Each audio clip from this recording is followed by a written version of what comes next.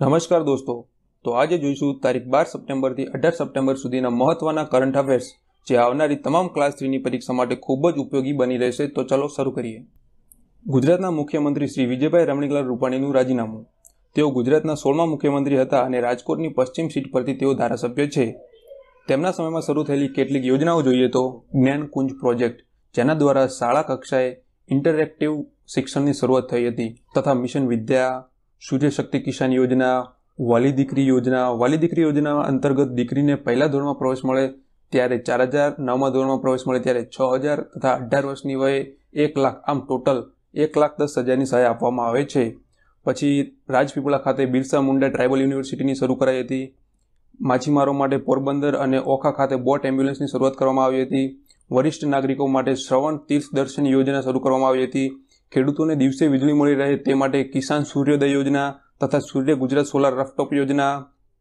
સીમની સ્થાપના કરવામાં આવી હતી. સીમ એટલે કે state institute of hotel management, તેની સ્થાપના કરાઈ હતી. પછી મુખ્યમંત્રી સાથે મોકળા મને કાર્યક્રમની શરૂઆત કરવામાં આવી હતી તથા Gujarat land grabbing prohibition act 2020 ઘડવામાં આવ્યો હતો. આગળ જોઈએ. ઇઝરાયેલ એરોસ્પેસ ઇન્ડસ્ટ્રીઝ એ રિમોટ કંટ્રોલ આધારિત રોબોટ રેક્સ MK2નું અનાવરણ કર્યું છે. શું નામ છે? Robot rex MK2. આ રોબોટ યુદ્ધ મેદાનમાં પેટ્રોલિંગ, ઘૂસણખોરીને ટ્રેક કરવા, હુમલા કરવા અને ગોળીબાર કરવામાં સક્ષમ છે. યાદ રાખો મિત્રો, ઇઝરાયેલની રાજધાની છે જેરુસલેમ, તેનું ચલણ છે શેકલ અને વડાપ્રધાન છે નેપ્તાલીન બેનેટ.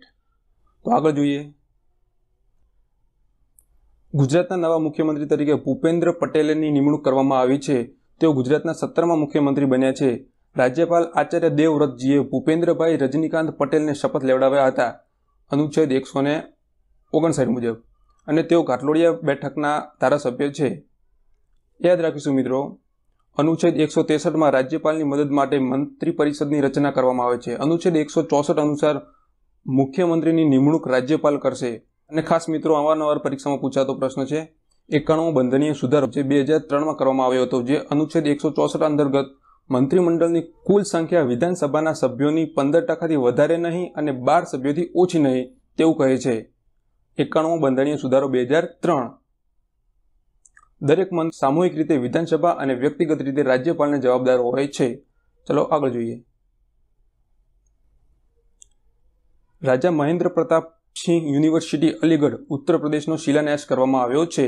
વડાપ્રધાન નરેન્દ્ર મોદીએ અલીગઢમાં રાજ મહેન્દ્ર પ્રતાપસિંહ સ્ટેટ યુનિવર્સિટીનો શિલાન્યાસ કર્યો હતો. કઈ યુનિવર્સિટી? રાજ મહેન્દ્ર પ્રતાપસિંહ સ્ટેટ યુનિવર્સિટી. ક્યાં આવેલી છે? અલીગઢ, ઉત્તર પ્રદેશમાં. મહેન્દ્ર પ્રતાપસિંહ ઉત્તર પ્રદેશના હાથરસ જિલ્લાના મુરસન રજવાડાના રાજા હતા. તો યાદ રાખીશું મિત્રો, ઉત્તર પ્રદેશના મુખ્યમંત્રી છે યોગી આદિત્યનાથ અને રાજ્યપાલ છે આનંદીબેન પટેલ. ચલો આગળ જોઈએ. 14 સપ્ટેમ્બર એટલે કે હિન્દી દિવસ. ભારતમાં દર વર્ષે 14 સપ્ટેમ્બરના રોજ હિન્દી દિવસ ઉજવવામાં આવે છે, કેમ કે 14 સપ્ટેમ્બર 1949ના રોજ બંધારણ સભાએ સર્વાનુમતે નિર્ણય કર્યો હતો કે હિન્દી જ ભારતની રાજભાષા હશે. આ નિર્ણયનો મહત્વ પ્રસ્તુત કરવા માટે આ દિવસની ઉજવણી કરવામાં આવે છે. બંધારણના ભાગ 17માં અનુચ્છેદ 343, ભાગ 17 અનુચ્છેદ 343 અનુસાર સંઘની રાજભાષા હિન્દી અને લિપિ દેવનાગરી રહેશે એવું કહેવામાં આવ્યું હતું. અને હા મિત્રો, યાદ રાખજો, વિશ્વ હિન્દી દિવસ 10 જાન્યુઆરીના રોજ ઉજવવામાં આવે છે. ચલો આગળ જોઈએ. Climate action and finance mobility dialogue. ભારતના પર્યાવરણ મંત્રી ભૂપેન્દ્ર યાદવ અને અમેરિકાના રાષ્ટ્રપતિના ખાસ દૂત જ્હોન કેરી 13 સપ્ટેમ્બરના રોજ climate action and finance mobilization dialogue એટલે કે CFMD શરૂ કર્યું હતું. ભારત US આબોહવા અને ક્લીન ઉર્જા એજન્ડા 2030ની ભાગીદારી હેઠળ આ સંવાદ શરૂ કરવામાં આવ્યો હતો. 141મી US open tennis tournament 2021 New York ખાતે શરૂ કરવામાં આવી હતી. US ઓપનની મેચ હાર્ડ કોર્ટ પર રમાઈ છે તથા US ઓપનમાં વિજેતા મેન સિંગલ્સમાં ડેનિયલ મેડવેડેવે જે રશિયાના છે અને વિમેન્સમાં એમ્મા રાદુકાનુ જે બ્રિટનના છે. ખાસ યાદ રાખજો. તથા યાદ રાખીશું મિત્રો કે ઓસ્ટ્રેલિયન ઓપન ઓસ્ટ્રેલિયામાં રમાય છે જે હાર્ડ કોર્ટ રમાય છે. ફ્રેન્ચ ઓપન ફ્રાન્સમાં રમાય છે જે ક્લે કોર્ટ, ક્લે એટલે કે માટીના મેદાનમાં રમાય છે. અને વિમ્બલ્ડન ઓપન જે ઇંગ્લેન્ડમાં ગ્રીન મેદાન ઉપર રમાય છે. અહીં યાદ રાખજો કે ટેનિસ ટુર્નામેન્ટની ગ્રાઉન્ડને કોર્ટ કહેવાય છે. ચલો આગળ જોઈએ. 15 સપ્ટેમ્બર એટલે કે એન્જિનિયર દિવસ અને બીજો 15 સપ્ટેમ્બર એટલે આંતરરાષ્ટ્રીય લોકશાહી દિવસ. સપ્ટેમ્બરના રોજ એમ વિશ્વેશ્વરૈયાના જન્મદિવસ નિમિત્તે તેમની યાદમાં એન્જિનિયર દિવસ ઉજવવામાં આવે છે. તેઓ સિવિલ એન્જિનિયર હતા. તેમનું પૂરું નામ મોક્ષગુંડમ વિશ્વેશ્વરૈયા છે. જન્મ 15 સપ્ટેમ્બર 1860ના રોજ કર્ણાટકના ચિક્કાબાલાપુર જિલ્લાના મુદેનાહલ્લી ખાતે થયો હતો. ક્યાં આગળ થયો હતો? કર્ણાટકના ચિક્કાબાલાપુરી જિલ્લાના મુદેનાહલ્લી ખાતે. તેમને 1955માં ભારત રત્ન પુરસ્કારથી નવાજવામાં આવ્યા હતા. ભારત ઉપરાંત શ્રીલંકા અને તાંજાનિયામાં પણ 15 સપ્ટેમ્બરે એન્જિનિયર દિવસ ઉજવવામાં આવે છે. અને હા, 4 માર્ચના રોજ વિશ્વ એન્જિનિયર દિવસ ઉજવવામાં આવે છે. એ પણ યાદ રાખીશું. તો ચલો આગળ જોઈએ. છત્તીસગઢ રાજ્ય સરકારે રાજ્યને બાજરાનું હબ બનાવવા માટે બાજરા મિશન શરૂ કર્યું છે. ઇન્સ્ટિટ્યૂટ ઓફ મિલેટ રિસર્ચ સાથે MOU કર્યા છે.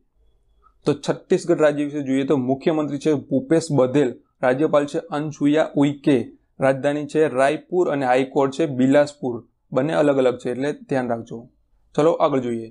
શ્રીલંકાના ઝડપી બોલર લસિથ મલિંગાએ ક્રિકેટના તમામ ફોર્મેટમાંથી નિવૃત્તિ જાહેર કરી છે. તેઓ 2020માં T20 આંતરરાષ્ટ્રીય ક્રિકેટમાં 100 વિકેટ લેનારા પ્રથમ બોલર બની ગયા હતા, જે તેમનો રેકોર્ડ છે. તો યાદ રાખીશું. શ્રીલંકાની રાજધાની છે શ્રી જયવર્ધનપુર કોટ્ટે, પ્રધાનમંત્રી છે મહિન્દ્રા રાજપક્ષે અને રાષ્ટ્રપતિ છે ગોતાબયા રાજપક્ષે. ચલો આગળ જોઈએ. 16 સપ્ટેમ્બર વિશ્વ ઓઝોન દિવસ. ઓઝોન વાયુ, જેને O3 વડે દર્શાવવામાં આવે છે, વાતાવરણના સમતાપ મંડળમાં આવેલું હોય છે, જે સૂર્યના પારજાંબલી કિરણો અવશોષીને પૃથ્વી પર આવતા કિરણોથી જીવનનું રક્ષણ કરે છે. તો આમાં યાદ રાખીશું કે ઓઝોન વાયુ સમતાપ મંડળ આવરણમાં આવેલું હોય છે અને તે પારજાંબલી કિરણોને શોષી લે છે અને પૃથ્વી પરના જીવોનું રક્ષણ કરે છે. 16 સપ્ટેમ્બર શા માટે? તો જોઈએ 1987ના રોજ મોન્ટ્રીયલ પ્રોટોકોલની યાદમાં 2001થી ઉજવવામાં આવે છે. મોન્ટ્રીયલ પ્રોટોકોલ 1987માં, જે 16 સપ્ટેમ્બરના રોજ થયો હતો. આ વર્ષે ઓઝોન દિવસની થીમ છે Montreal protocol keeping us our food and vaccine cool. આગળ જોઈએ. સંસદ ટીવીનો પ્રારંભ. ઉપરાષ્ટ્રપતિ શ્રી વેંકૈયા નાયડુ, વડાપ્રધાન નરેન્દ્ર મોદી અને લોકસભાના અધ્યક્ષ ઓમ બિરલાએ સંયુક્ત રીતે સંસદ ટીવીનો પ્રારંભ કર્યો હતો. લોન્ચની તારીખ રાષ્ટ્રીય લોકશાહી દિવસના દિવસે એટલે કે 15 સપ્ટેમ્બરના રોજ રાખવામાં આવી હતી. મુખ્યત્વે 4 કેટેગરીમાં કાર્યક્રમોનું આયોજન થશે. સંસદ અને લોકશાહી સંસ્થાઓની કામગીરી, યોજનાઓ અને નીતિઓનું શાસન તથા અમલીકરણ, સમકાલીન પ્રકૃતિના મુદ્દાઓ એટલે કે કરંટ અફેર્સ, અને ચોથું છે ભારતનો ઇતિહાસ અને સંસ્કૃતિ. તથા યાદ રાખીશું મિત્રો, સંસદ ટીવીના વર્તમાન CEO છે રવિ કપૂર. તો ચલો આગળ જોઈએ. કેન્દ્ર સરકારે ઓટોમોબાઈલ, ઓટો ઘટકો અને ડ્રોન ઉદ્યોગ માટે 26,058 કરોડની પ્રોડક્શન લિંક્ડ ઇન્સેન્ટિવ PLI યોજનાને મંજૂરી આપી છે. દોસ્તો, આપણે આગળના વીકમાં જે જોયું હતું કે કાપડ ક્ષેત્રે PILને મંજૂરી મળી હતી. હવે ઓટોમોબાઈલ, ઓટો ઘટકો અને ડ્રોન ઉદ્યોગ માટે PILને મંજૂરી આપવામાં આવી છે. આગળ જોયું હતું કે કેન્દ્રીય બજેટ દરમિયાન ક્ષેત્રો માટે જાહેર કરાયેલી પ્રોડક્શન લિંક્ડ પ્રોત્સાહન યોજનાનો એક ભાગ છે, જેમાં 1.97 લાખ કરોડનો ખર્ચ કરવામાં આવશે એવું કહેલું હતું. તો ઓટોમોબાઈલ ક્ષેત્રે આમાં પેટ્રોલ, ડીઝલ અને CNG સેગમેન્ટમાં સમાવેશ કરવામાં આવ્યો નથી, કેમ કે ભારતમાં એમની પર્યાપ્ત ક્ષમતા પૂરતી છે. તો શું ઇલેક્ટ્રિક વાહનોને લાગુ પડશે? તો હા, બિલકુલ તેમને લાગુ પડશે. તથા હાઇડ્રોજન ફ્યુઅલ સેલ વાહનોને પણ લાગુ પડશે. અને ઓટો ઘટકો એટલે કે અદ્યતન ઓટોમેટિવ ટેકનોલોજી ઘટકો અથવા તો કમ્પોનન્ટ માટે દરેક વાહનને અને ટ્રેક્ટરને લાગુ પડશે. ડ્રોન સેક્ટરમાં જોઈએ તો ભારત 90% ડ્રોનની આયાત કરે છે, જે કેન્દ્ર સરકાર 2030 સુધીમાં ભારતને વૈશ્વિક ડ્રોન હબ બનાવવાનું લક્ષ્ય ધરાવે છે. તો ચલો નેક્સ્ટ જોઈએ. 17 સપ્ટેમ્બર એટલે વિશ્વ દર્દી સલામતી દિવસ. અને બીજું જોઈએ તો એરોસ્પેસ કંપની SpaceXએ 4 નાગરિકોને અંતરિક્ષમાં મોકલ્યા. એલન મસ્કની માલિકીની એરોસ્પેસ કંપની SpaceXએ 15 સપ્ટેમ્બરના રોજ તેની પ્રથમ ખાનગી ફ્લાઇટમાં 4 નાગરિકોને અંતરિક્ષમાં મોકલ્યા છે. અમેરિકાના ફ્લોરિડામાં સ્થિત કેનેડી સ્પેસ સેન્ટર, નામ કેનેડી સ્પેસ સેન્ટર છે પણ જે આવેલું છે અમેરિકાના ફ્લોરિડામાં, તે ધ્યાન રાખજો. આ સેન્ટર ખાતેથી ક્રૂ ડ્રેગન કેપ્સ્યુલ ફાલ્કન 9, યાદ રાખજો, ફાલ્કન 9 રોકેટ લોન્ચ કરવામાં આવ્યું હતું, જેને ઇન્સ્પાયરેશન 4 મિશન નામ આપવામાં આવ્યું છે. તો ચલો નેક્સ્ટ જોઈએ. વિશ્વનું પ્રથમ 5 દેશોનું બાયોસ્ફિયર રિઝર્વની જાહેરાત કરવામાં આવી છે. યુનેસ્કો દ્વારા મુરા-ડ્રવા ડેન્યુબ, યાદ રાખજો, મુરા-ડ્રવા ડેન્યુબ ને વિશ્વનું પ્રથમ 5 દેશનું બાયોસ્ફિયર રિઝર્વ તરીકે જાહેર કર્યું છે, જે ઓસ્ટ્રેલિયા, સ્લોવેનિયા, ક્રોએશિયા, હંગેરી અને સર્બિયામાં ફેલાયેલું છે. તથા યાદ રાખીશું મિત્રો, યુનેસ્કો એટલે United Nation Educational, Scientific and Cultural Organization, જેનું વડુમથક પેરિસ, યુનેસ્કો પેરિસ્કો, એ રીતે યાદ રાખીશું. ચલો આગળ જોઈએ. AUKU ઇન્ડો પેસિફિક ક્ષેત્ર માટે નવી સુરક્ષા ભાગીદારી. અમેરિકાના રાષ્ટ્રપતિ જો બાઇડનના વહીવટી તંત્રે ઇન્ડો પેસિફિક ક્ષેત્ર માટે નવી ત્રિપક્ષીય સુરક્ષા ભાગીદારી જાહેર કરી છે. આ ભાગીદારી ઓસ્ટ્રેલિયા, UK અને અમેરિકા વચ્ચે કરવામાં આવી છે. ચલો નેક્સ્ટ જોઈએ. એટલે વિશ્વ વાંસ દિવસ. અને બીજું જોઈએ તો 21મી SCO સમિટ દુશાંબેમાં યોજાઈ. SCO એટલે કે શાંઘાઈ કોર્પોરેશન ઓર્ગેનાઇઝેશન, જેમના દેશના વડાઓની 21મી સમિટ વિડીયો કોન્ફરન્સિંગના માધ્યમથી તઝાકિસ્તાનના દુશાંબેમાં યોજાઈ હતી. તઝાકિસ્તાનના દુશાંબેમાં, ખાસ યાદ રાખજો મિત્રો, અને 21મી હતી. આ બેઠકમાં ઈરાનને સંગઠનના 9મા પૂર્ણ સભ્ય તરીકે સ્વીકારવામાં આવ્યું છે. 9મા પૂર્ણ સભ્ય તરીકે ઈરાનને સ્વીકારવામાં આવ્યું છે, એટલે કે ટોટલ 9 સભ્ય દેશો છે. SCOની સ્થાપના 2003માં થઈ હતી અને ભારત 2017થી જોડાયું હતું.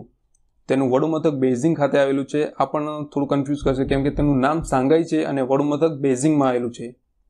સભ્ય દેશો જોઈએ તો ચીન, Russia, Kazakhstan, કિર્ગિસ્તાન, Tajikistan, Uzbekistan, Bharat, Pakistan અને ઈરાનનો સમાવેશ થાય છે. ચલો નેક્સ્ટ જોઈએ. અર્થશોટ પુરસ્કાર 2021માં ભારતીય વ્યક્તિઓનો સમાવેશ કરવામાં આવ્યો છે. કેટલા? 2 વ્યક્તિઓનો.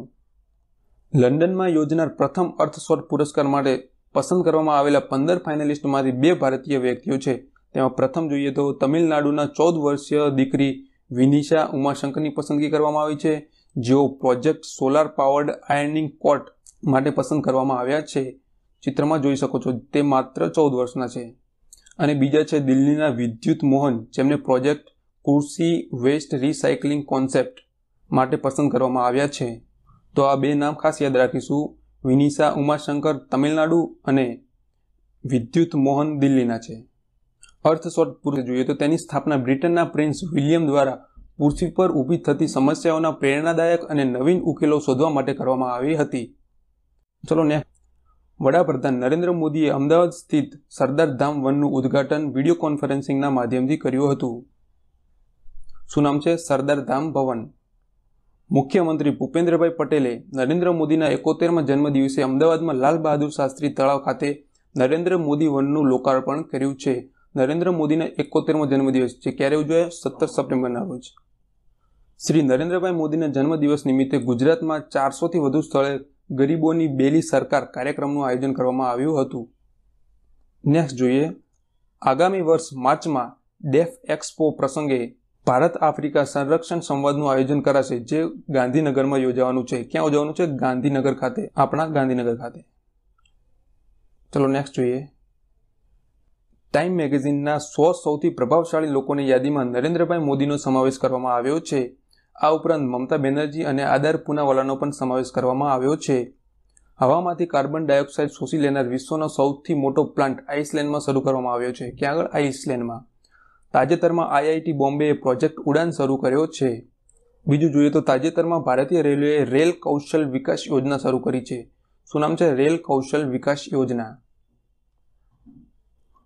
તમિલનાડુ સરકાર શ્રી સુબ્રમણ્યમ ભારતીની પુણ્યતિથિને મહાકવિ દિવસ તરીકે ઉજવશે. તો યાદ રાખજો, તમિલનાડુ. ભારત અને ઓસ્ટ્રેલિયા સંરક્ષણ મંત્રી 2+2 મંત્રી બેઠક થઈ હતી. કોણ? ભારત અને ઓસ્ટ્રેલિયા વચ્ચે. કેન્દ્ર સરકાર દ્વારા ભારતના 36,000 ગામમાં આદર્શ ગ્રામ યોજના શરૂ કરવામાં આવશે. તો યોજનાનું નામ યાદ રાખજો, આદર્શ ગ્રામ યોજના. તો દોસ્તો, આ વિડીયોમાં આટલું મહત્વનું કરંટ અફેર્સ. અને હવે મળીએ આવતા વિડીયોમાં નવા વર્તમાન પ્રવાહ સાથે. અંત સુધી બનાવી રહેવા માટે થેન્ક યુ.